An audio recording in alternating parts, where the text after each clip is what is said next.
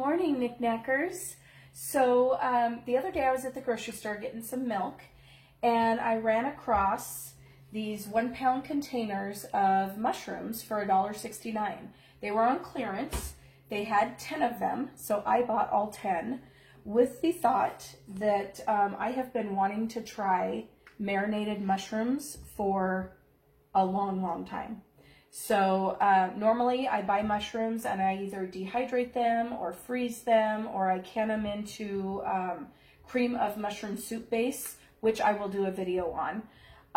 But this time I thought, nope, I am finally going to make those marinated mushrooms. So what I'm doing is, the recipe actually calls for you to cut the stalk down even with the mushroom head, but I thought, you know, I'm going to just pop out the stems, put them in a little bowl over here, and put my mushroom heads in my big stock pot. And later I am going to dehydrate these stalks and make mushroom powder out of them. So this will be kind of a 2-in-1 video for you. So what I'm going to do right now is I'm going to finish my last container of these mushrooms and get those in here, and then this stock pot is going to get covered with water. And the recipe calls for 7 pounds of mushrooms with a ½ cup of lemon juice. And since I'm doing more than 7 pounds, I'm going to go ahead and just double that, and I'll do 1 cup of lemon juice, and then I'll cover these with the water. And I need to double check, but I think I'm supposed to bring that to a boil then. But I'll double check the recipe and bring you guys along once I'm moving on to the next step. So I've rinsed off my mushroom stems a couple of times, and now I'm getting them in the dehydrator. So that should be good right there. Take that. I could kind of chop these up so that they dehydrate a little quicker, but I'm in a hurry. I don't want to take my time to do that. So I'm going to have one more tray of these, so that'll give me 4 trays, and once they're done in a day or two, I will bring you back and show you how I grind them up. So I just wanted to show you guys, I did recheck the directions, and you need to bring the mushrooms up to a boil, which we're working our way there. It's taken a while, but there was a lot of mushrooms and a lot of water in there. So I do have 1 cup of lemon juice, and then I just filled it until I could push the mushrooms down.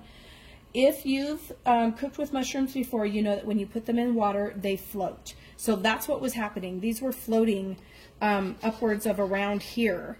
And then as the water has been heating up, I've just come over and I've been pushing them down, stirring them around.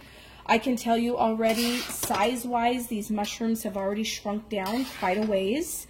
So that's good. I was a little worried about them fitting into my little ½ pint jars, since that's the size that the recipe calls for. Of course, I knew I was using bigger mushrooms than what the recipe called for as well. So all I'm doing right now is just waiting for this to come to a boil. Once it comes to a boil, then we will simmer these for 5 minutes, but I want to make sure that I get them up to boiling first. Now, what I'm going to be doing over in this pot, I'll go ahead and get this started. I'm just going to be, I'm just going to be getting my brine ready, and I am doubling the brine amount. So, well, let's put our vinegar in first. I am using 5 cups of vinegar. It helps if I put the right burner on too. There we go. Okay. Yeah, it's on. So we're going to put our vinegar in.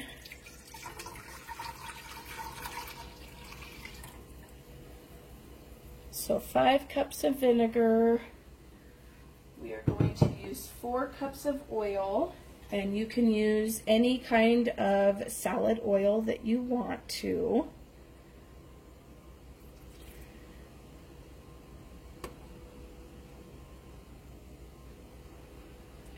And I'll come through with a spatula and make sure I scrape all that out. And then, let's see, now the recipe calls for a tablespoon of oregano leaves, and a tablespoon of basil leaves. I am totally out of basil.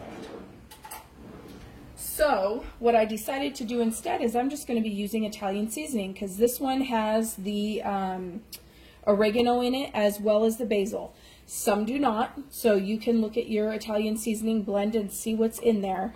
But mine comes with it, so I'm just going to be putting in, since I'm doubling, it was a tablespoon of one, a tablespoon of another, and now I'm just going to do another 2 tablespoons to double it. Oh, and that was just about perfect. Okay, so there's that. Then we have a tablespoon of canning salt. I have the pink Himalayan, which I'm almost out of. I need to get more once it's time to start stocking up again. So I'm going to be doing 2 of those. And then for the brine, that is it. So we're going to let that, I'm just going to be keeping that probably on a pretty low heat because we still have a while. This has not started boiling yet. So once these have gone through their 5 minutes, I will drain them. And then our brine should be nicely heated through at that point, and we can start jarring these up and getting them in the canner. All right, our mushrooms are ready, and we went from that great big canning pot to my pasta pot with the mushrooms. That's how much they shrunk up.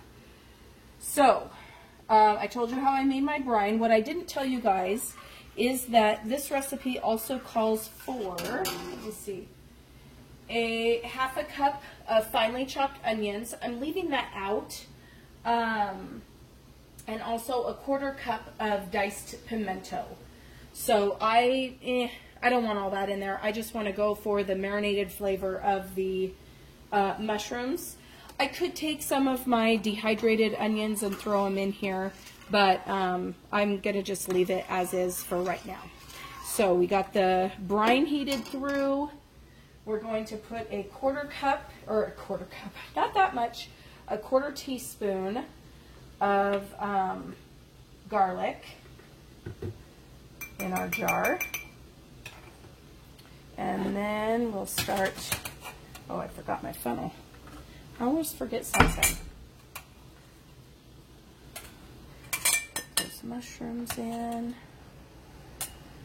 And let me double check what headspace. I think it's going to be a ¼ inch.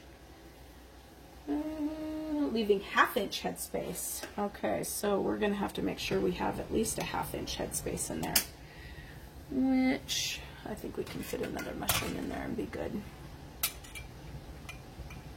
We'll find out for sure when I put the brine in. And because I want to make sure that this stays good and mixed, I'm going to get this kind of close to the... So we want to make sure that we're mixing this really well, because the oil and the vinegar are not going to naturally mix. They will separate, and you want to get a nice mix of both of them in there. And as far as I know, guys, this is the only recipe I have heard of that uses vinegar, not vinegar, oil in the canning process. Okay, I think we're about a ½ inch there. So you want to make sure to debubble, get those in, double check our headspace. That looks pretty good. So we'll wipe our rims.